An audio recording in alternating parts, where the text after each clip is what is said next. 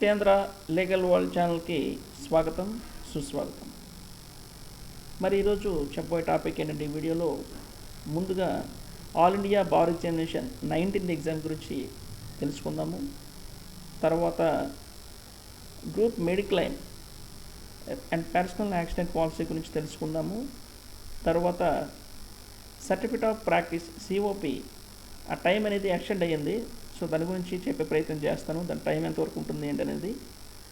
అలాగే న్యాయవాదులకి వెల్ఫేర్ అనమాట, దానికి సంబంధించింది కూడా ఒక వీడియో చేసుకోబోతున్నాను ఇందులో.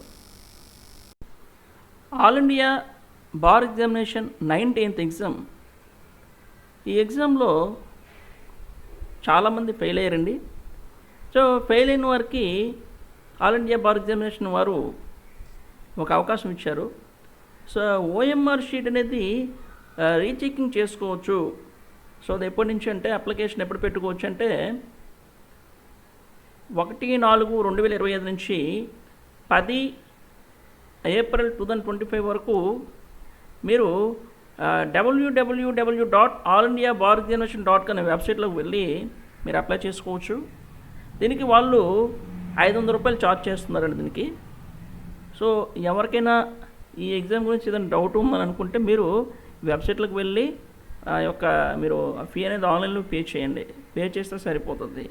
సో ఏమైనా అందులో ఏమైనా మీరు పాస్ అవ్వాలని రాసి ఉంటే కంపల్సరీ మీ యొక్క ఆ రిజల్ట్ అనేది మీ యొక్క ఏదైతే మీరు ఈ వెబ్సైట్లోకి వెళ్ళి లాగిన్ చేస్తారు కదా, అప్పుడు ఇచ్చినప్పుడు ఈమెయిల్ ఐడి కూడా ఇస్తారు. ఆ ఈమెయిల్ ఐడి ఈ రిజల్ట్స్ అనేవి ఈమెయిల్ ఐడికి పంపించడం జరుగుతుందని నోటిఫికేషన్ ఇవ్వడం జరిగింది.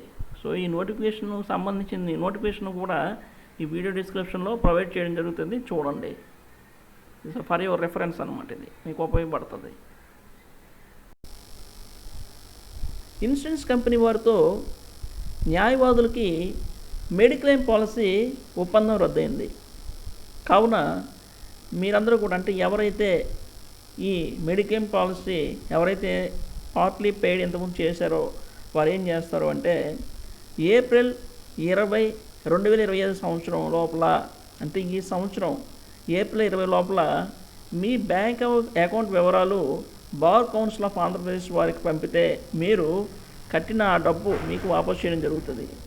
సో ఆ ప్రొసీజర్ కూడా మీరు బార్ కౌన్సిల్ ఆఫ్ ఆంధ్రప్రదేశ్ వెబ్సైట్లోకి వెళ్ళి మీరు ఆ యొక్క లింక్ని క్లిక్ చేస్తే మీకు అందులో వివరాలన్నీ తెలుస్తాయి. మీ ఎన్రోల్మెంట్ నెంబర్ ఇచ్చారు అనుకోండి, ఎవరైతే ఈ మెడిక్లెయిమ్ పాలసీ ఎవరైతే ఇదివరకు దానికోసం కట్టారో వారు మాత్రమే దీన్ని క్లిక్ చేస్తే మీ యొక్క వివరాలు మాత్రం వస్తే దానికి ఏం చేయాలంటే ఇవి నోటిఫికేషన్ కూడా అందులో వివరాలు కూడా ఉన్నాయి. అందులో ఫస్ట్ ఏం చేస్తారంటే మీ యొక్క పాస్బుక్, బ్యాంక్ పాస్బుక్ ఉంటుంది కదా ఫస్ట్ పేజు, ఆ యొక్క పర్టికులర్స్ని మీరు అందులో అప్లికేషన్ ఇవ్వాల్సి ఉంటుంది. సో మీకు 1 ఏప్రిల్ 2025 నుంచి 20 ఏప్రిల్ 2025 వరకు అందులో ఆన్లైన్లో ఆ లింక్ ప్రొవైడ్ చేయడం జరుగుతుందని నోటిఫికేషన్ ఇవ్వడం జరిగింది. సో ఈ యొక్క అవకాశాన్ని మీరు సద్వినియోగం చేసుకుంటారైతే నేను అనుకుంటున్నాను.